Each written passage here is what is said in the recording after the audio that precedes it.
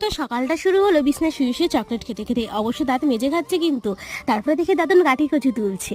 এইগুলো কেমন বলো তো সবজি? লালা লালা ধরনের এক ধরনের সবজি হয় না, তোমাদের ওখানে এগুলোকে কি বলে গো? তারপরে দিদা আমাকে এতগুলো বিস্কুট দিল, সবগুলোই খেলাম। তারপরে স্যান্ডউইচটা আমি পাকা মোমেনে বানাতে গেছিলাম, পুড়ে গেছে। যাই হোক, তারপরে এতগুলো ফল খেলাম, ডাক্তার বলেছে ফল খেতে।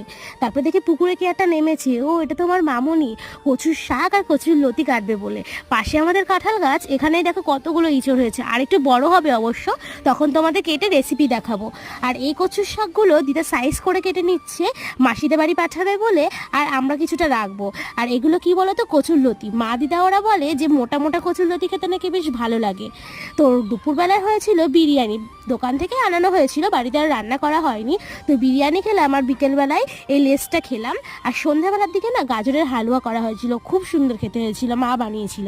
তো সেটাই খেলাম, আর রাতে কিছু খেতে ইচ্ছে করছিল না বলে ডিমের পোস্টটাই খেলাম।